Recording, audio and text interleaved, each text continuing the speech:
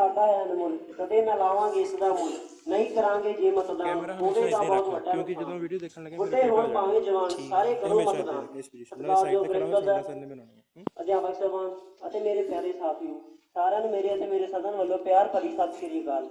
ਅੱਜ ਦੀ ਪ੍ਰਾਰਥਨਾ ਸਭਾ ਸ਼ਿਵਾਲਿਕ ਸਦਨ ਦੇ ਮੁੰਡਿਆਂ ਦੁਆਰਾ ਪੇਸ਼ ਕੀਤੀ ਜਾ ਰਹੀ ਹੈ। ਤਾਂ ਇਸ ਵਿੱਚ ਮੈਂ ਸਭ ਤੋਂ ਪਹਿਲਾਂ ਸਹੁੰ ਚੁੱਕਣ ਲਈ ਪਵਨ ਨੂੰ ਬੁਲਾਵਾਂ।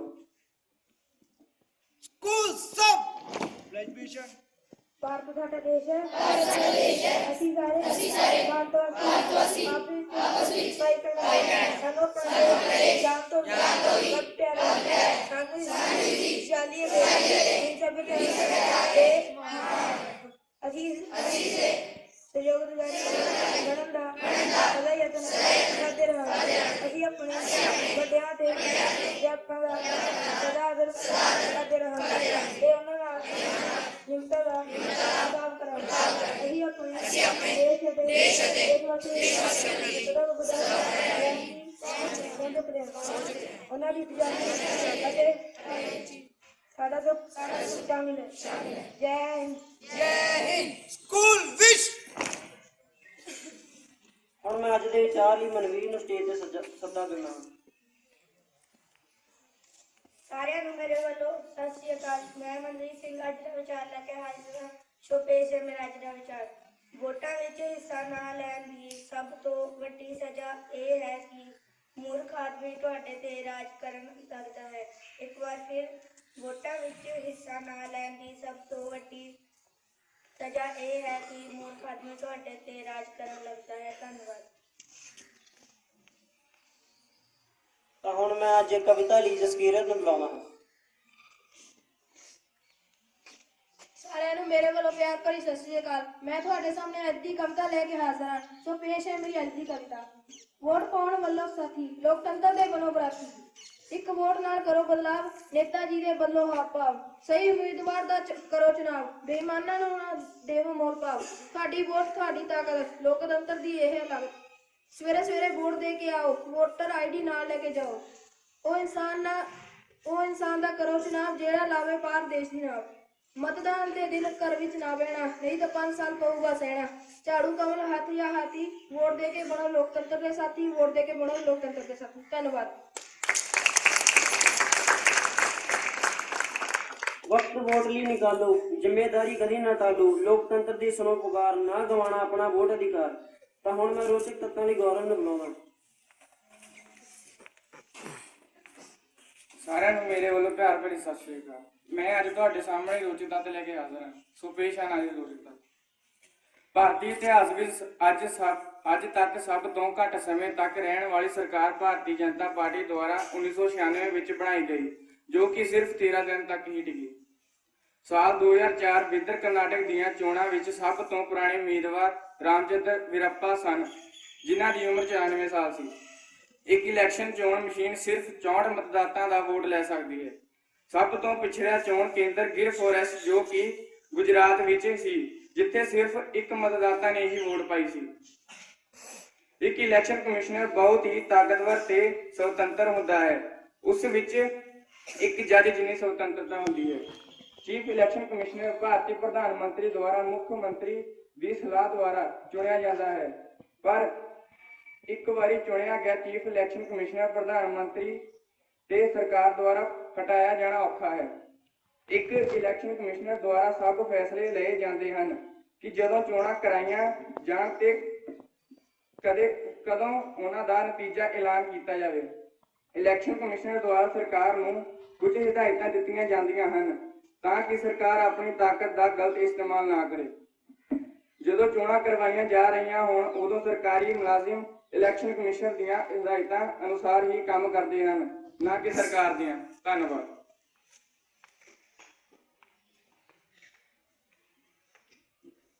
ਛੱਡੋ ਆਪਣੇ ਸਾਰੇ ਕੰਮ, ਪਹਿਲਾਂ ਚਲੋ ਕਰੋ ਮਤਦਾਨ। ਤੁਹਾਡੀ ਸਮਝਦਾਰੀ ਰੰਗ ਲਾਏਗੀ, ਦੇਸ਼ ਨੂੰ ਖੁਸ਼ਹਾਲ ਬਣਾਏਗੀ।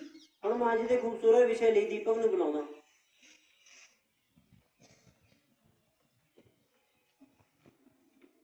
ਸਤਿ ਸ਼੍ਰੀ ਅਕਾਲ।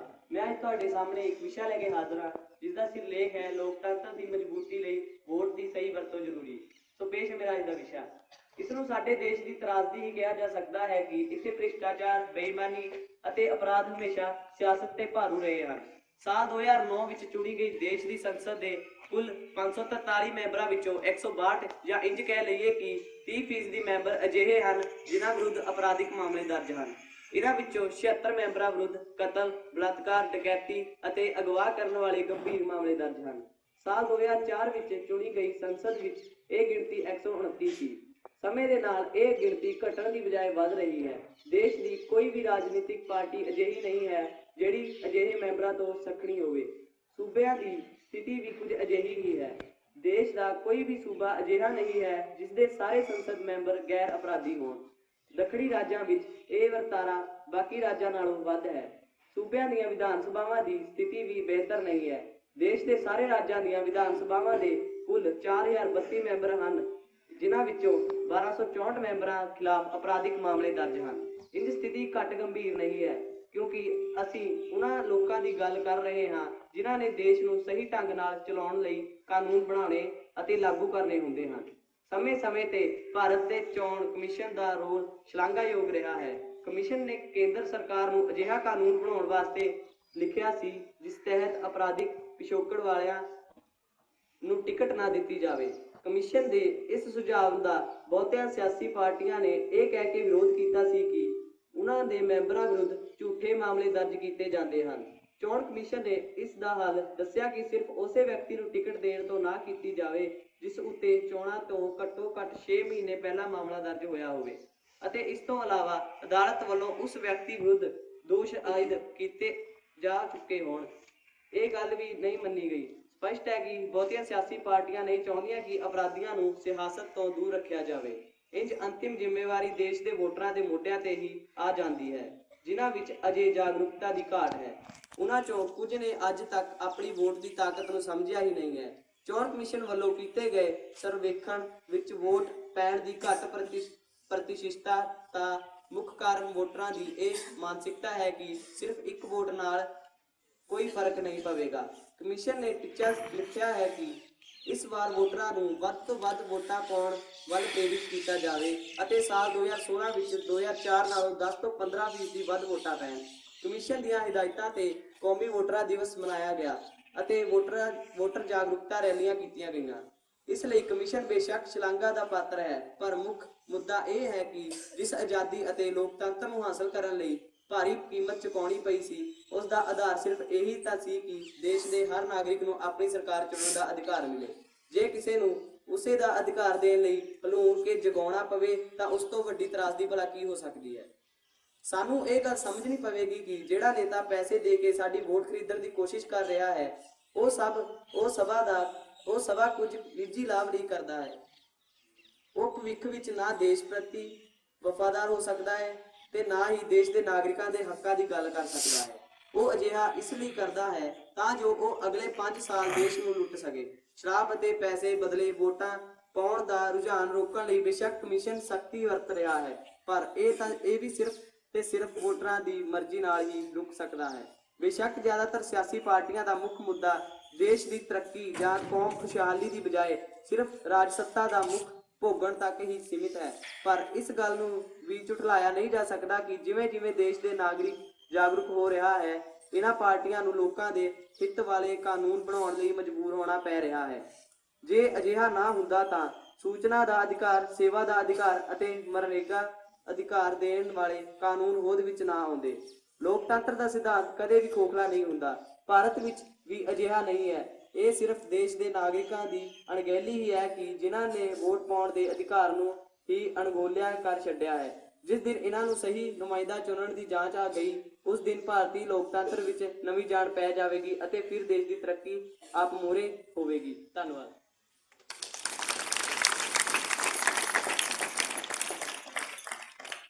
ਇੱਕ ਵੋਟ ਨਾਲ ਹੋਵੇ ਜਿਤਹਾਰ, ਵੋਟ ਨਾ ਜਾਏ ਕੋਈ ਬੇਕਾਰ, ਵੋਟ ਦੇਣਾ ਆਪਣਾ ਅਧਿਕਾਰ, ਬਦਲੇ ਵਿੱਚ ਨਾ ਲੈਣਾ ਉਪਹਾਰ। ਤਾਂ ਹੁਣ ਮੈਂ ਵੋਟਰ ਬਣਨ ਲਈ ਹਰਮਨ ਨੂੰ ਬੁਲਾਉਣਾ।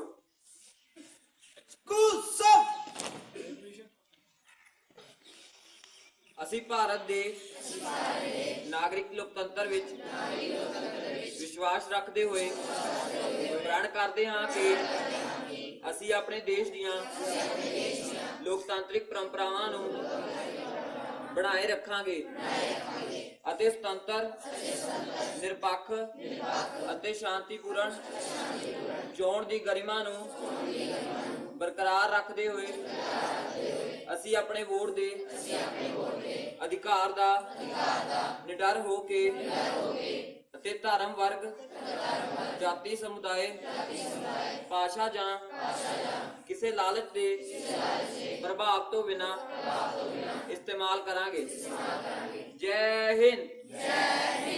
ਸਕੂਲ ਵਿਸ਼ ਅੰਤ ਵਿੱਚ ਮੈਂ ਇਹੀ ਕਹਿਣਾ ਚਾਹੁੰਦਾ ਕਿ ਨਾ ਨਸ਼ੇ ਨਾਲ ਨਾ ਨੋਟ ਨਾਲ ਕਿਸਮਤ ਬਦਲੇਗੀ ਵੋਟ ਨਾਲ। ਵੋਟ ਪਾਓ ਵਫਾਦਾਰੀ ਨਾਲ, ਚੋਣ ਕਰੋ ਸਮਝਦਾਰੀ ਨਾਲ, ਗੱਲਾਂ ਦੇ ਵਿੱਚ ਕਦੇ ਨਾ ਆਉਣਾ, ਸੋਚ ਸਮਝ ਕੇ ਬਟਨ ਦਬਾਉਣਾ। ਧੰਨਵਾਦ।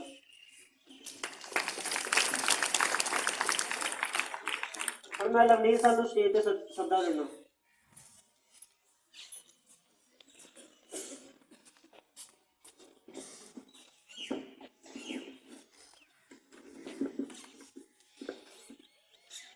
Good morning student. ਜਿਵੇਂ ਤੁਸੀਂ ਸੁਣਿਆ ਅੱਜ ਦੀ ਅਸੈਂਬਲੀ ਖਾਸ ਕਰ ਚੋਣਾਂ ਦੇ ਉੱਤੇ ਹੈ। ਇਹਦੇ ਵਿੱਚ ਮੇਨ ਚੀਜ਼ ਹੈ ਜਿਹਦੇ ਤੇ ਸਟ੍ਰੈਸ ਕੀਤਾ ਜਾ ਰਿਹਾ ਕਿ ਵੋਟ ਬਣਾਉਣਾ ਤੇ ਵੋਟ ਪਾਉਣਾ। ਇੱਕ ਤਾਂ ਵੋਟ ਜ਼ਰੂਰ ਬਣਾਉਣੀ ਹੈ। ਤੁਸੀਂ ਸਾਰੇ 18 ਸਾਲ ਤੋਂ ਨੀਚੇ ਹੋ, ਲੇਕਿਨ ਤੁਹਾਡੇ ਭਾਈ ਭੈਣ ਮਾਂ ਬਾਪ ਚਾਚਾ ਚਾਚੀ ਜਾਂ ਤੁਹਾਡੇ ਹੋਰ ਰਿਸ਼ਤੇਦਾਰ ਕਈ ਇੱਦਾਂ ਦੇ ਹੋਣਗੇ ਜਿਹੜੇ 18 ਸਾਲ ਤੋਂ ਉੱਪਰ ਹੋਣਗੇ ਜਿਨ੍ਹਾਂ ਦੀ ਹਜੇ ਤੱਕ ਵੋਟ ਨਹੀਂ ਬਣੀ। ਤੁਸੀਂ ਉਹਨਾਂ ਨੂੰ ਦੱਸਣਾ ਹੈ ਕਿ ਵੋਟ ਬਣਾਉਣਾ ਕਿਉਂ ਜ਼ਰੂਰੀ ਹੈ ਤੇ ਵੋਟ ਕਿਉਂ ਪਾਉਣ ਜਾਣਾ। ਇਹਦੇ ਬਾਰੇ ਅਸੀਂ ਥੋੜਾ ਪਿੱਛੇ ਜਾਂਦੇ ਹਾਂ। ਪਹਿਲਾਂ ਰਾਜੇ ਮਹਾਰਾਜਿਆਂ ਦਾ ਰਾਜ ਹੁੰਦਾ ਸੀ, ਇਹ ਸਭ ਨੂੰ ਪਤਾ ਹੈ। ਹਾਂ ਬੇਟਾ, ਰਾਜੇ ਮਹਾਰਾਜਿਆਂ ਦੇ ਟਾਈਮ ਜਨਤਾ ਦਾ ਕੋਈ ਰੋਲ ਨਹੀਂ ਸੀ ਹੁੰਦਾ ਕਿ ਕਿਹੜਾ ਰਾਜਾ ਗੱਦੀ ਤੇ ਬੈਠੇਗਾ। ਕੋਈ ਵੀ ਰਾਜਾ ਜਿਹੜਾ ਗੱਦੀ ਤੇ ਬੈਠਾ ਹੈ, ਅੱਗੋਂ ਕੀ ਹੁੰਦਾ ਸੀ, ਉਹਦਾ ਮੁੰਡਾ ਗੱਦੀ ਤੇ ਬੈਠ ਜਾਂਦਾ ਸੀ ਜਾਂ ਕੋਈ ਹੋਰ ਰਾਜਾ ਉਸ ਰਾਜੇ ਨੂੰ ਹਰਾ ਕੇ ਗੱਦੀ ਤੇ ਬੈਠ ਜਾਂਦਾ ਸੀ। ਜਨਤਾ ਦੀ ਮਰਜ਼ੀ ਹੈ ਨਹੀਂ ਹੈ ਇਹਦੇ ਬਾਰੇ ਕਿਸੇ ਨੂੰ ਕੋਈ ਲੈਣਾ ਦੇਣਾ ਨਹੀਂ। ਉਸ ਤੋਂ ਬਾਅਦ ਆਪਣੇ ਅੰਗਰੇਜ਼ਾਂ ਦਾ ਰਾਜ ਆ ਗਿਆ। ਉਦੋਂ ਵੀ ਅਸੀਂ ਗੁਲਾਮ ਸੀ, ਉਦੋਂ ਵੀ ਸਾਨੂੰ ਵੋਟਿੰਗ ਰਾਈਟ ਨਹੀਂ ਸੀ, ਮਤਲਬ ਅਸੀਂ ਚੋਣ ਨਹੀਂ ਸੀ ਕਰ ਸਕਦੇ ਕਿ ਕਿਹੜਾ ਬੰਦਾ ਸਾਡੇ ਤੇ ਰਾਜ ਕਰੇਗਾ। ਉਸ ਤੋਂ ਬਾਅਦ ਆਜ਼ਾਦੀ ਮਿਲੀ, ਇਲੈਕਸ਼ਨ ਹੋਏ ਤਾਂ ਲੋਕਾਂ ਨੇ ਬਹੁਤ ਵੱਧ ਚੜ ਕੇ ਆਪਣੇ ਮਤਦਾਨ ਵਿੱਚ ਹਿੱਸਾ ਲਿੱਤਾ। 1957 ਵਿੱਚ ਵੋਟ ਪਰਸੈਂਟੇਜ 60% ਤੱਕ ਪਹੁੰਚ ਗਈ ਤੇ ਅੱਜ ਜੇ ਅਸੀਂ ਦੇਖਦੇ ਹਾਂ 60-65 ਸਾਲ ਹੋ ਗਏ ਆ, ਅੱਜ ਵੀ ਵੋਟ ਪਰਸੈਂਟੇਜ 65-70 ਦੇ ਵਿੱਚ ਰਹਿੰਦੀ ਹੈ। ਇਟ ਮੀਨਸ 30% 40% ਤਬਕਾ ਇੱਦਾਂ ਦਾ ਜਿਹੜਾ ਵੋਟ ਪਾਉਂਦਾ ਹੀ ਨਹੀਂ। 30-40% ਤਬਕਾ ਇੱਦਾਂ ਦਾ ਜਿਹੜਾ ਵੋਟ ਪਾਉਂਦਾ ਹੀ ਨਹੀਂ ਹੈ। ਲੋਕਤੰਤਰ ਵਿੱਚ ਇੱਕ ਵੋਟ ਦੀ ਵੀ ਅਹਿਮੀਅਤ ਹੈ। ਤੁਹਾਨੂੰ ਦੱਸਿਆ ਸੀ ਕਿ ਸਭ ਤੋਂ ਛੋਟੀ ਸਰਕਾਰ, ਇਮੇਜਿੰਗ ਫੈਕਟਸ ਦੱਸੇ ਸੀ ਇਲੈਕਸ਼ਨ ਦੇ ਰਿਗਾਰਡਿੰਗ, ਅਟਲ ਬਿਹਾਰੀ ਵਾਜਪੇਈ ਦੀ ਰਹੀ ਹੈ 13 ਦਿਨ ਦੀ ਸਰਕਾਰ। ਉਹ 13 ਦਿਨ ਕਿਉਂ ਰਹੀ ਸੀ? 14ਵੇਂ ਦਿਨ ਇਸ ਕਰਕੇ ਡਿੱਗੀ ਸੀ ਕਿ ਇੱਕ ਵੋਟ ਘਟ ਗਈ। ਇੱਕ ਵੋਟ ਘਟਣ ਨਾਲ ਪੂਰੀ ਦੀ ਪੂਰੀ ਸਰਕਾਰ ਗਿਰ ਗਈ ਸੀ ਤੇ ਦੁਬਾਰਾ ਇਲੈਕਸ਼ਨ ਹੋਈ। ਇੱਕ ਵੋਟ ਨਾਲ ਅਸੀਂ ਕੀ ਕਰਦੇ ਹਾਂ ਜੀ? ਸਾਡੀ ਇੱਕ ਵੋਟ ਨਾਲ ਕੀ ਫਰਕ ਪੈਣਾ? ਅਸੀਂ ਨਹੀਂ ਵੋਟ ਪਾਵਾਂਗੇ ਤਾਂ ਕਿਹੜਾ ਸਿਸਟਮ ਚੇਂਜ ਹੋ ਜਾਣਾ ਜਾਂ ਸਿਸਟਮ ਹੀ ਖਰਾਬ ਹੋ ਗਿਆ? ਜੇ ਬੇਟਾ ਸਿਸਟਮ ਖਰਾਬ ਹੋ ਗਿਆ ਤੇ ਅਸੀਂ ਵੀ ਉਸ ਸਿਸਟਮ ਦਾ ਹਿੱਸਾ ਹੈ, ਤੇ ਇਟ ਮੀਨਸ ਅਸੀਂ ਵੀ ਖਰਾਬ ਹੋ ਚੁੱਕੇ ਹਾਂ। ਜੇ ਸਿਸਟਮ ਖਰਾਬ ਹੈ ਤਾਂ ਇਟ ਮੀਨਸ ਅਸੀਂ ਵੀ ਖਰਾਬ ਹੋ ਚੁੱਕੇ ਹਾਂ। ਇੱਕ ਅਸੀਂ ਆਲਸ ਕਰ ਜਾਂਦੇ ਹਾਂ ਕਿ ਹਾਂ ਉਸ ਦਿਨ ਕਿਹੜਾ ਲਾਈਨ 'ਚ ਲੱਗੇਗਾ, ਜਾ ਕੇ ਕਿਹੜਾ ਵੋਟ ਪਾਏਗਾ, ਕਿਉਂਕਿ ਅਨੁਸ਼ਾਸਨ 'ਚ ਰਹਿਣਾ ਪੈਂਦਾ। ਅਨੁਸ਼ਾਸਨ ਦੀ ਇੰਪੋਰਟੈਂਸ ਕੀ ਹੈ ਤੁਸੀਂ ਦੇਖਦੇ ਹੋ। ਤੁਸੀਂ ਸਵੇਰੇ ਅਨੁਸ਼ਾਸਨ 'ਚ ਹੀ ਆਉਂਦੇ ਹੋ। ਜੇ ਤੁਹਾਨੂੰ ਖੁੱਲੀ ਛੂਟ ਦੇ ਦਿੱਤੀ ਜਾਵੇ, ਤੁਸੀਂ ਵੀ ਕੁਝ ਫੋਲੋ ਨਹੀਂ ਕਰੋਗੇ, ਕੋਈ ਯੂਨੀਫਾਰਮ ਨਹੀਂ ਪਾ ਕੇ ਆਏਗਾ, ਕੋਈ ਪੀਰੀਅਡ 'ਚ ਨਹੀਂ ਜਾਏਗਾ। ਜੇ ਅਨੁਸ਼ਾਸਨ ਨਾ ਫੋਲੋ ਹੁੰਦਾ ਤਾਂ ਸਾਨੂੰ ਆਜ਼ਾਦੀ ਵੀ ਨਹੀਂ ਸੀ ਮਿਲਣੀ, ਕਿਉਂਕਿ ਇਕੱਲੇ ਗਾਂਧੀ ਜੀ ਨੇ ਆਜ਼ਾਦੀ ਨਹੀਂ ਦਿਲਾਤੀ। ਗਾਂਧੀ ਜੀ ਦੇ ਪਿੱਛੇ ਆਪਣੇ ਵਰਗੇ ਲੋਕ ਲੱਗੇ ਤਾਂ ਇੱਕ ਬਹੁਤ ਵੱਡੀ ਭੀੜ ਬਣ ਗਈ ਜਿਹਨੇ ਸਾਨੂੰ ਆਜ਼ਾਦੀ ਦੇ ਦਿੱਤੀ। ਅਨੁਸ਼ਾਸਨ ਵਿੱਚ ਰਹਿ ਕੇ ਸਾਨੂੰ ਆਜ਼ਾਦੀ ਦਿਲਵਾਈ। ਸਮਝਦੇ ਹੋ?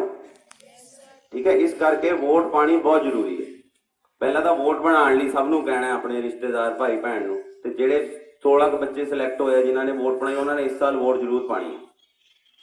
ਠੀਕ ਹੈ। ਇੱਕ ਇੱਕ ਵੋਟ ਨਾਲ ਤੁਸੀਂ ਪੜ੍ਹੇ ਲਿਖੇ ਹੋ, ਤੁਸੀਂ ਦੱਸਣਾ ਹੈ ਵੀ ਹਾਂ ਇਹ ਕੈਂਡੀਡੇਟ ਹੈ ਜਿਹੜਾ ਇਹ ਬਾਕੀ ਕੈਂਡੀਡੇਟ ਨਾਲੋਂ ਕਿਵੇਂ ਵਧੀਆ। ਇੱਕ ਤਾਂ ਤੁਸੀਂ ਉਹ ਸਿਲੈਕਟ ਕਰੋਗੇ, ਇੱਕ ਤੁਸੀਂ ਆਪਣੇ ਆਲੇ ਦੁਆਲੇ ਵੀ ਦੱਸੋਗੇ ਹਾਂ ਇਹ ਕੈਂਡੀਡੇਟ ਹੈ ਜਿਹੜਾ ਇਲੈਕਸ਼ਨ 'ਚ ਖੜਾ ਹੋਇਆ, ਇਹ ਬਾਕੀ ਕੈਂਡੀਡੇਟ ਨਾਲੋਂ ਕਿਸ ਤਰ੍ਹਾਂ ਵਧੀਆ, ਇਹਦੀ ਵਿਚਾਰਧਾਰਾ ਜਾਂ ਇਹਦੇ ਪੁਰਾਣੇ ਕੰਮ ਜਾਂ ਇਹਦੀ ਪੁਰਾਣੀ ਬੈਕਗਰਾਊਂਡ। ਦੱਸਿਆ ਨਾ ਕਿ ਅਪਰਾਧਿਕ ਬੈਕਗਰਾਊਂਡ ਦੇ ਬੰਦੇ ਵੀ ਇਲੈਕਸ਼ਨ 'ਚ ਆ ਜਾਂਦੇ ਨੇ। ਹੁਣ ਜਿਹਦੇ ਤੇ ਕੇਸ ਚੱਲਦੇ ਅਗਲੀ ਵਾਰੀ ਉਹ ਫੇਰ ਜਿੱਤ ਜਾਂਦਾ। ਕਿਉਂ ਜਿੱਤਦਾ? ਸਾਡੇ ਲੋਕਾਂ ਦਾ। ਅਸੀਂ ਉਹਨੂੰ ਜਿਤਾਉਣ ਵਾਲੇ ਹਾਂ। ਅਸੀਂ ਲੋਕ ਹੀ ਵੋਟ ਪਾਉਂਦੇ ਆ ਨਾ। ਇੱਕ ਅਪਰਾਧੀ ਹੈ ਜਿਹਨੂੰ ਪਤਾ ਹੈ ਕਿ ਉਹਦੇ ਤੇ ਕੇਸ ਚੱਲ ਰਿਹਾ, ਅਗਲੇ ਸਾਲ ਅਸੀਂ ਫੇਰ ਉਹਨੂੰ ਜਿਤਾ ਦਿੰਦੇ ਹਾਂ ਅਗਲੇ 5 ਸਾਲਾਂ ਬਾਅਦ। ਤੇ ਉਹ ਕਿਹਦੀ ਗਲਤੀ ਹੋਈ ਬੇਟਾ? ਉਹ ਬੰਦੇ ਦੀ ਗਲਤੀ ਨਾਲੋਂ ਸਾਡੀ ਗਲਤੀ ਜ਼ਿਆਦਾ ਹੋਈ। ठीक ਤੁਸੀਂ ਆਪਣੇ ਸਭ ਨੂੰ ਕਨਵਿੰਸ ਕਰਨਾ ਕਿ ਹਾਂ ਕਿਹੜੇ ਕੈਂਡੀਡੇਟ ਨੂੰ ਵੋਟ ਪਾਣੀ ਹੈ। ਮੰਨ ਲਓ ਕੋਈ ਇਦਾਂ ਦਾ ਕੈਂਡੀਡੇਟ ਨਹੀਂ ਹੈ ਜਿਹਨੂੰ ਅਸੀਂ ਵੋਟ ਨਹੀਂ ਪਾ ਸਕਦੇ, ਤਾਂ ਇੱਕ ਮਸ਼ੀਨ ਦੇ ਵਿੱਚ ਨੋਟਾ ਦਾ ਬਟਨ ਹੁੰਦਾ, ਨਨ ਆਫ ਦਾ ਵਰਕ। ਹੁਣ ਇੱਕ ਮਸ਼ੀਨ ਦੇ ਵਿੱਚ ਇੱਕ ਨਵਾਂ ਬਟਨ ਹੁੰਦਾ ਹੈ ਨੋਟਾ, NOTA, none of the work, ਕਿ ਮੀਨ ਸਾਨੂੰ ਇਹ ਕੈਂਡੀਡੇਟ ਚੋਂ ਕੋਈ ਵੀ ਕੈਂਡੀਡੇਟ ਪਸੰਦ ਨਹੀਂ ਹੈ, ਫਿਰ ਵੀ ਤੁਹਾਡੀ ਵੋਟ ਗਿਣੀ ਜਾਏਗੀ। ਵੋਟ ਨਾ ਪਾਉਣ ਨਾਲੋਂ ਇੱਕ none of the work button ਹੁੰਦਾ, ਉਹਨੂੰ ਦੱਬ ਦਿਓ, ਇਟ ਮੀਨ ਸਾਨੂੰ ਇਹ 5-7 ਕੈਂਡੀਡੇਟ ਚੋਂ ਕੋਈ ਵੀ ਕੈਂਡੀਡੇਟ ਪਸੰਦ ਨਹੀਂ ਹੈ। ठीक है, आखिर में फिर मैं कहना कि बहुत जरूरी है वोट बनाना, ते उस तो भी ज्यादा जरूरी है वोट पाना। ठीक है, उम्मीद है तुम समझ गए होवोगे, तुम अपने भैन भरावां सब नूं समझाओगे, ते आप भी जदों तुसीं 18 साल दे होवोगे तुसीं एक गल याद रखोगे। ठीक है, धन्यवाद। आखिर में मैं प्रिंसीपल सर नूं स्टेज ते बुलाना, दो शब्द इस बारे तुहानूं कहने।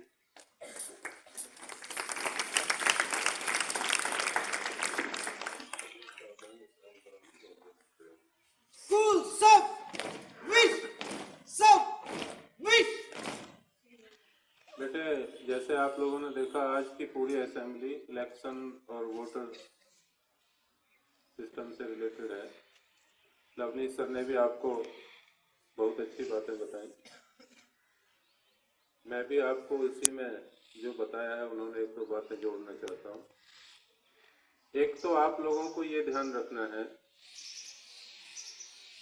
1 जनवरी 2017 तक, अभी आने वाला है ना 1 जनवरी 2017, 1 जनवरी 2017 तक जिस नवयुवक या नवयुवती की उम्र 18 साल हो जाएगी, उन सबको कंपलसरीली अपना वोट बनवाना है। ये सरकार के आदेश हैं, इसमें मतलब ऑप्शन नहीं है। डालने में तो ऑप्शन है, आप वोट डालने नहीं जाएंगे तो हो सकता है उसमें सरकार की तरफ से ऐसा वो नहीं है कि भाई आप वोट, मोटिवेट किया जा रहा है कि आप वोट डालिए, लेकिन अगर कोई वोट डालने नहीं भी जा पाएगा तो उसके ऊपर कोई अवहेलना का कारण नहीं बनता है कि भाई उसने आदेश की अवहेलना की। लेकिन वोट डालना, वोट बनवाना सभी के लिए कंपलसरी है।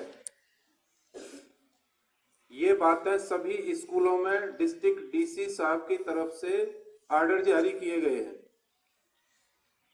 केवल हमारे ही स्कूल में नहीं, हर एक डिस्ट्रिक्ट के अंदर। जैसे पंजाब में 2017 में कभी भी इलेक्शन हो सकता है, तो हर एक डिस्ट्रिक्ट के जो डीसी साहब वहां पर हैं, उन्होंने अपने स्कूलों के सभी प्रिंसिपल्स को ये ऑर्डर जारी किए हैं कि आपके स्कूल में यदि कोई विद्यार्थी ऐसा है जिसकी उम्र 1 जनवरी 2017 तक 18 साल हो जाएगी या हो चुकी है, उसका वोट निश्चित रूप से बनवाया जाए। आप समझ रहे? इसलिए मैंने जसप्रीत सर से इस बारे में बात भी किया था। जो भी विद्यार्थी ऐसा है जो 18 साल का हो गया है या 1 जनवरी 2017 तक जो 18 साल का हो जाएगा, हर हालत में उसकी वोट बननी है। इसलिए ऐसे सभी विद्यार्थी अपने पेरेंट्स को बुलवाएं और आगे की कार्रवाई के लिए जसप्रीत सर से आप लोग संपर्क करें, क्योंकि उनका वोट किसी भी कीमत पर यह नहीं हो सकता कि बने नहीं। ये बेटे सबको समझ में आ गई बात? अब देखो, जैसे बहुत सी बातें हम कहते रहते हैं, वो सरकार ऐसी है, वो हम लोगों की कुछ आदत भी होगी, क्योंकि कोई भी होगा तो उसको हम क्रिटिसाइज करना बहुत आसान है, काम करना थोड़ा मुश्किल होता है। सरकार बनाता कौन है? जब राजतंत्र था तब भी वो खराब लगता था लोगों को, अब प्रजातंत्र है वो भी खराब लग रहा है। मतलब हर एक सिस्टम के अंदर कुछ खराबियां होती है, जो भी होगा वो खराब लगता है। ये देख लें, उन खराबों को चुनने वाला कौन है? हम और आप हैं। अब आप लोगों में से ज्यादातर बच्चे ऐसे हैं जो अभी वोट डालने के अधिकारी नहीं है, लेकिन एक दिन ऐसा आएगा जब आपको वोट डालने का अधिकार होगा। जैसे ही आप 18 साल के हो जाएंगे, भारत सरकार की तरफ से आपको वोट डालने का अधिकार प्राप्त हो जाएगा। पहले ये 21 साल हुआ करता था, राजीव गांधी जी ने इसको घटा करके 18 साल किया। इसलिए किया ताकि ज्यादा से ज्यादा युवा वर्ग देश के नेताओं को चुनने में अपना सहयोग कर सके। आप समझ रहे? इससे पहले हिंदुस्तान में 21 साल की उम्र होने के बाद ही वोट डालने का अधिकार प्राप्त था, लेकिन स्वर्गीय श्री राजीव गांधी जी ने जब वो प्रधानमंत्री बने इस उम्र को संसद में बिल ला करके इसको पास कराया गया कि भाई इस उम्र को घटा करके 18 साल किया जाए, क्योंकि 18 साल का बच्चा जवान हो जाता है, वो समझने लगता है क्या अच्छा है क्या बुरा है, उसकी भागीदारिता बढ़ाने के लिए इस उम्र को घटा करके 18 साल किया गया। तो 2 साल बाद, 4 साल बाद, 6 साल बाद आप सबको वोट डालने का अधिकार प्राप्त हो जाएगा। अपना वोट जरूर बनवाना चाहिए और वोट डालने भी जाना चाहिए, और वोट हमेशा निष्पक्ष होकर के डालना चाहिए। किसी भी तरह के प्रलोभन से या किसी दूसरे कारणों से प्रभावित होकर के अगर आप वोट डालेंगे तो फिर ऐसे ही होता रहेगा कि वो नेता ऐसे हैं, वो सरकार वैसी है। नेता और सरकार सब हिंदुस्तान के लोगों में से चुने जाते हैं, ये कोई बाहर से नहीं आता है, चुनने वाले हम ही हैं। क्यों नहीं हम अच्छे आदमी को चुन करके भेजते हैं। और फिर अभी 2-3 साल पहले जब अन्ना हजारे जी का आंदोलन हुआ था, जैसे अभी लवनीश जी ने आपको बताया था, ये पहले हमारी मशीन में नोटा का प्रावधान नहीं था, नन ऑफ द अबव। ये प्रावधान 2-3 साल पहले जब अन्ना हजारे जी ने आंदोलन किया था, उसके बाद इलेक्शन कमीशन ने इसको जोड़ा कि अगर आपको अपने एरिया में मान लीजिए 10 कैंडिडेट खड़े हुए हैं, 10 में से कोई भी आदमी ऐसा नहीं लगता है जो आपकी कॉन्स्टिट्यूएंसी के लायक है, तो आप सब नोटा का बटन दबाइए। अगर मेजॉरिटी नोटा के साथ चली जाएगी तो उसमें दोबारा इलेक्शन होगा उस कॉन्स्टिट्यूएंसी। ये भी प्रावधान है सरकार की तरफ से। जब देश आजाद हुआ था और उसके काफी सालों तक वोटिंग का जो सिस्टम था वो ऐसे था कि मेरे नाम से आप वोट डाले आइए, आपके नाम से मैं वोट डाले आऊंगा, ऐसे चलता था। मैं अपने गांव में हूं ही नहीं, मेरी जगह कोई दूसरा आदमी वोट डाल देता है, ऐसा होता था। एक इलेक्शन कमिश्नर आए, जैसे अभी शायद भाषण में भी किसी ने कहा था, शायद उनका नाम टी.एस. सेशन साहब थे। उन्होंने सबसे पहले इस बात को इंट्रोड्यूस कराने पर जोर दिया कि हर मतदाता का पहचान पत्र बनवाया जाए। अब देखिए इसमें भी क्या होता है, जैसे आजकल नोटबंदी पर बड़ा बड़ा घमासान चल रहा है ना कि देखिए देश में अराजकता फैल गई, लोग मर गए, कैसे चलेगा वो। ऐसे ही जब ये मतदाताओं का पहचान पत्र बनाने की बात हुई थी, तब बहुत सारे राजनीतिक दलों ने इसका विरोध किया था कि लोगों के पास पहचान पत्र, इतनी जनसंख्या देश के अंदर 80 करोड़ 90 करोड़ उस समय थी, कैसे इनके पहचान पत्र बनेंगे। दूर दराज बड़े छोटे छोटे गांव में, ढानियों में लोग रह रहे, कैसे पहचान पत्र बनेंगे। लेकिन वो चुनाव आयुक्त ऐसे थे, उन्होंने इस पर स्टैंड लिया और उन्होंने कहा कि इलेक्शन वोटर आई कार्ड के थ्रू ही होगा। और आज देखिए वो होते होते उसमें टाइम लगा है, ये बातें आज की नहीं है। कम से कम मैं जहां तक समझता हूं इन बातों को 15-20 साल हो गए। अभी सिचुएशन ऐसी आ गई है कि हर एक आदमी के पास अपना वोटर कार्ड है।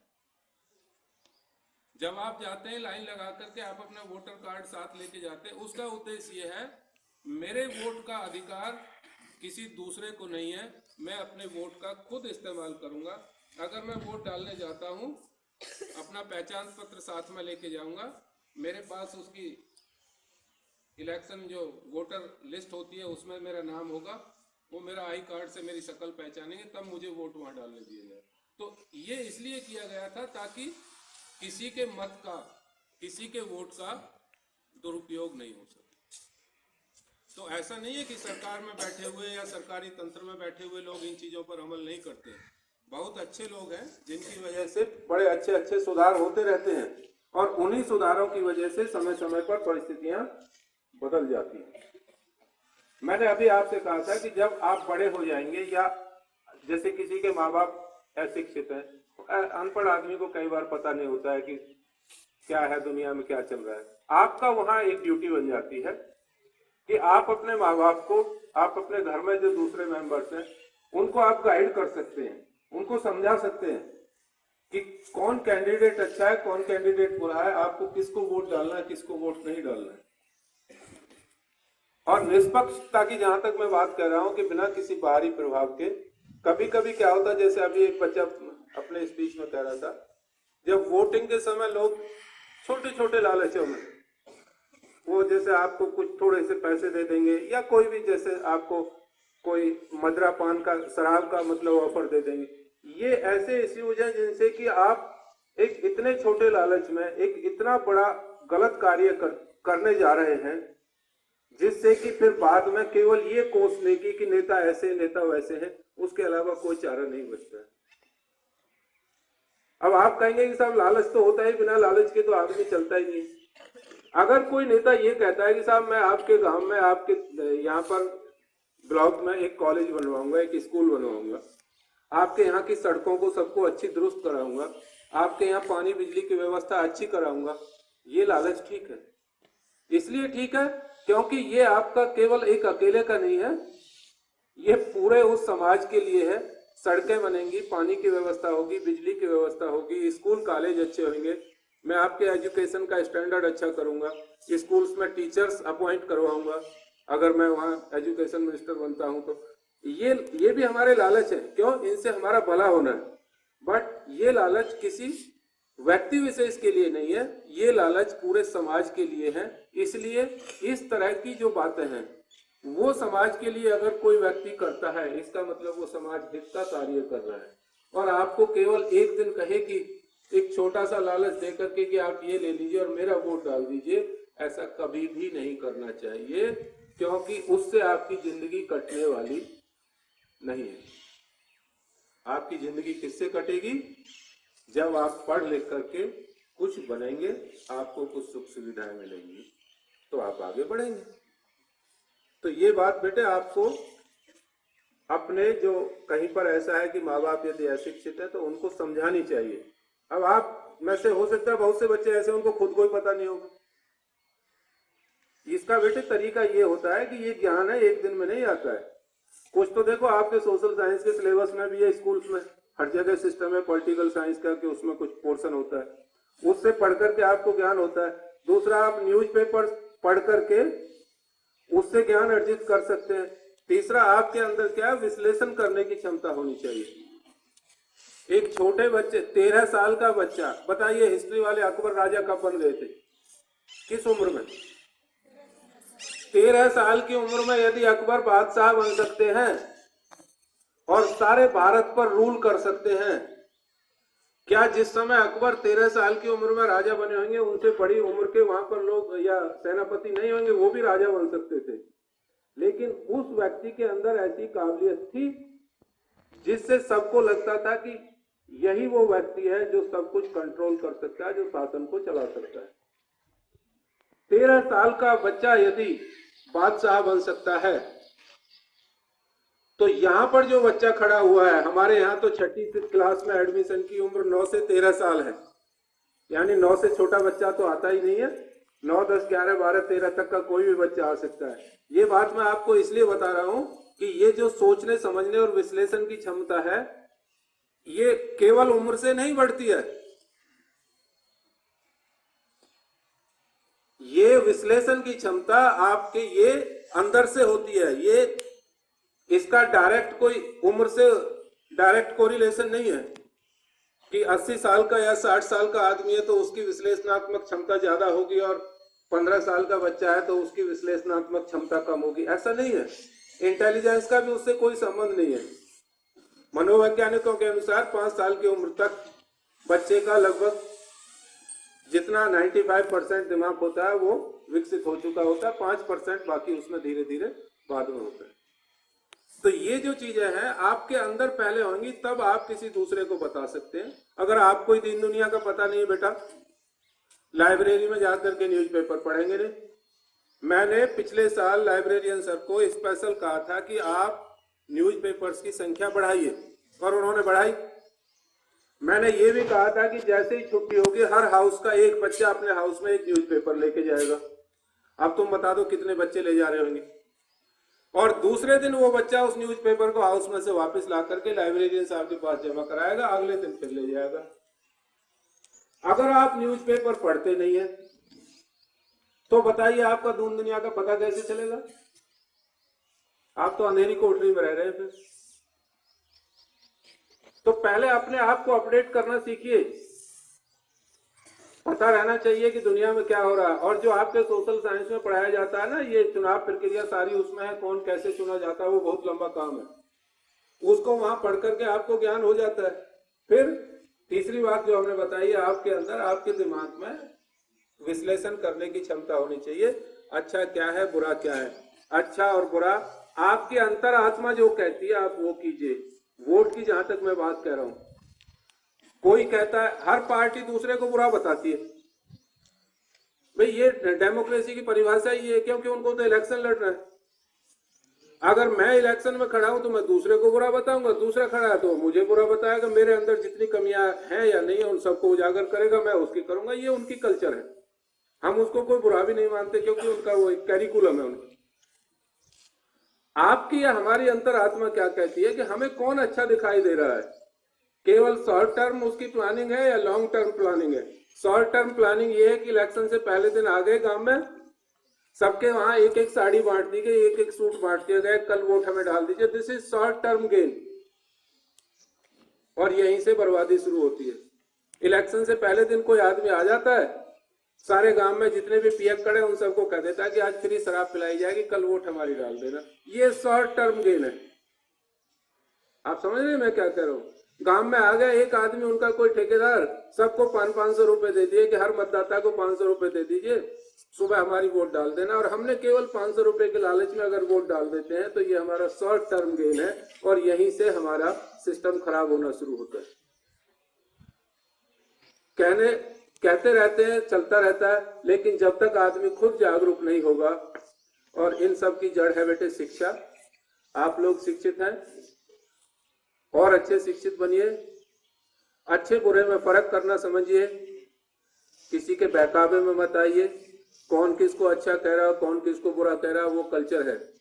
आपकी अंतरात्मा क्या कहती है, उस पर बटन को दबाइए, उस व्यक्ति के सामने वाले बटन को दबाइए जिसको आपको अपने मन से लगता है कि ये आदमी हमारे समाज का भला कर सकता है, हमारे गांव का भला कर सकता है, हमारे ब्लॉक का, तहसील का, जो भी आपका है, डिस्ट्रिक्ट का, स्टेट का, कंट्री का, ये देश का भला कर सकता है। उसके लिए सोच समझ करके वोट डालनी चाहिए, क्योंकि ये वोट की पावर डेमोक्रेसी में बहुत बड़ी पावर है। एक वोट का मतलब बहुत होता है। वो लवली सर अभी बता रहे थे ना, वाजपेयी जी की सरकार गिर गई थी, कैसे गिर गई थी? मान लीजिए वहां जितने पार्लियामेंट में, लोकसभा में जो बैठे हैं ना एमपी, उनमें फिर एक वो भी होते हैं स्पीकर महोदय, पता होगा तुम्हें। लास्ट में स्पीकर महोदय का वोट कराया गया। वो नॉर्मली वोट नहीं डालते हैं, लेकिन दोनों पक्षों के जब वोट बराबर हो गए तो जो स्पीकर महोदय थे उनका वोट कराया गया, और स्पीकर महोदय ने जो वोट डाला था वो वाजपेयी सरकार के खिलाफ में डाला था, इसलिए वाजपेयी जी की सरकार 13 दिन बाद गिर गई और फिर से इलेक्शन हुए थे देश में। तो एक वोट की कीमत, एक आदमी की कीमत, वोट की ताकत बहुत बड़ी ताकत है। इसको पहचानना है, अपने माँ बाप को, अड़ोसी पड़ोसियों को जागरूक करना है। कोशिश कीजिए कि 100% वोटिंग होनी चाहिए। चलिए इक्का दुक्का कोई रह जाता कोई बात नहीं है, हर एक की वोट बनी होनी चाहिए, हर एक का वोटर आई कार्ड बना हुआ होना चाहिए। और जब वोट डालने जाते हैं, सुनना सबका है, अपने घर में भी इस बात को समझना चाहिए, समझाना चाहिए। और आप जब बड़े हो जाओगे तो हमेशा अपने दिमाग में रखिए, सुनिए सबकी, करिए वो जो आपकी अंतरात्मा कहती है, जो आपको अच्छा लगता है। उम्मीद करता हूं आप बड़े होकर के इस बात को जरूर समझेंगे और अपने मन की आवाज से अपने मत का सही उपयोग करेंगे। सही जगह पर अगर मतदान करेंगे तो निश्चित रूप से अच्छे लोग चुनकर के आएंगे और अच्छी सरकार बनेगी। अच्छी सरकार बनेगी, देश का विकास होगा। धन्यवाद आप सभी।